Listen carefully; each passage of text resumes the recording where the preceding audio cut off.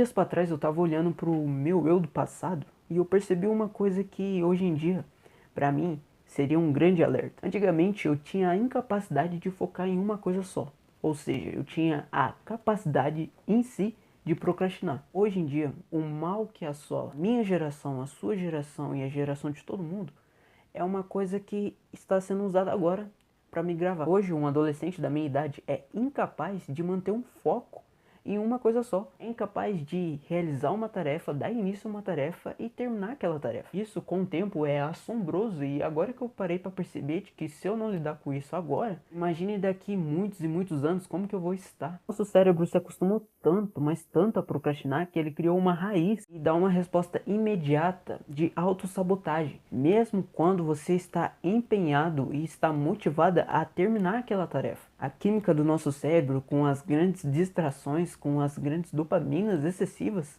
transformou o que a gente hoje em dia, antigamente, era mais fácil de realizar. Hoje, lavar uma louça está se tornando um dos principais problemas para jovens de 18 anos como eu.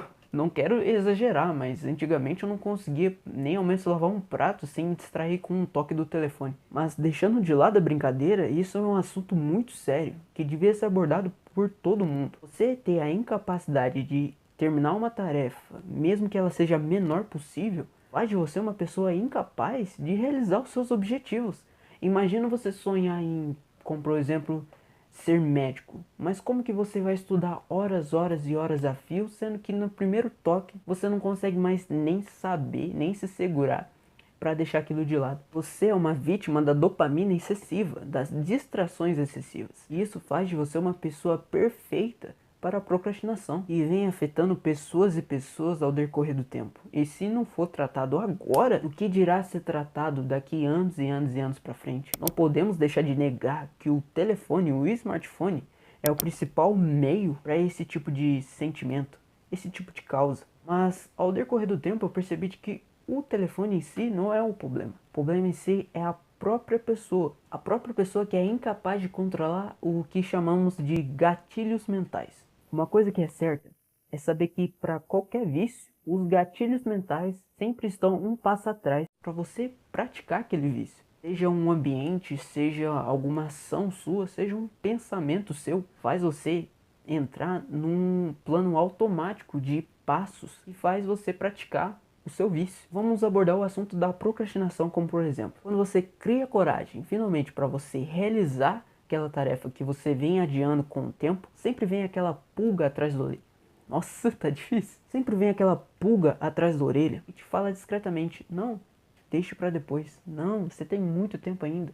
Essa tarefa não é urgente. É uma coisa frustrante saber de que você não consegue controlar a si próprio, não consegue controlar os seus desejos. Uma semente de insignificância e raiva começa a surgir e começa a se alojar dentro de si. Com o tempo, com o tempo, com o tempo, fazendo você acreditar de que não existe mais mudança, de que não existe mais nada a ser feito. E vai por mim. A partir do momento que você chega nesse exato processo, meu filho, vai ser muito mais difícil você sair dela. Mas não quer dizer que é impossível. Vai ser difícil, vai ser um pouco trabalhoso, vai, mas não é impossível. Só estou querendo dizer para você de que você não pode entrar nesse processo, de que você tem que tratar disso o quanto antes. A procrastinação é tratada como se fosse algo muito infantil, como se fosse uma coisa de que, só está fazendo por rebeldia, ou de que é algo de que com o tempo vai desaparecer.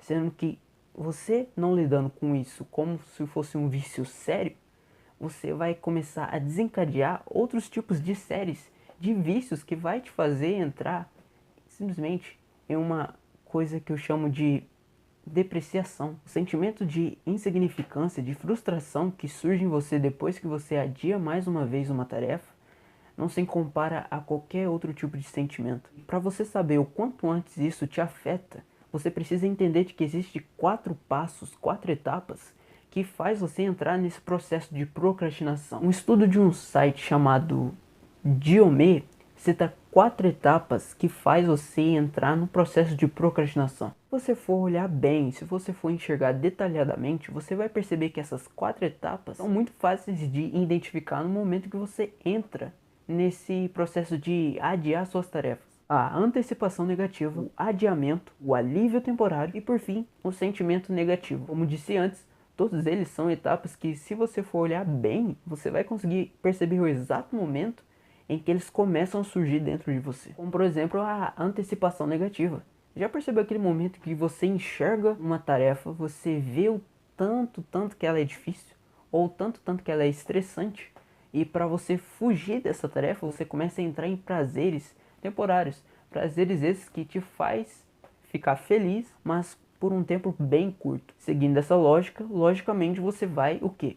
Adiar essas tarefas, que é a segunda etapa desse processo, que é o adiantamento. Dando mais alguns passos para frente, depois dessas duas etapas, você vai começar a entrar em um processo que eu chamo de alívio temporário, que é nada mais nada menos do que você se sentir satisfeito de ter adiado aquela tarefa. Já passou na sua cabeça como você consegue se sentir satisfeito de você não fazer alguma coisa? Não, de você não fazer algo importante, sendo que aquilo ali é importante? Mas não podemos deixar de falar de que depois desses 3 passos, dessas 3 etapas, vem surgindo o que eu chamo de depreciação. É aquilo que eu falei antes, aquele sentimento negativo de frustração, de incapacidade, de você não acreditar mais em si mesmo, de você perceber de que do que adianta eu me esforçar tanto, para no final eu saber de que eu vou procrastinar mais uma vez. Isso deve ser tratado de maneira séria.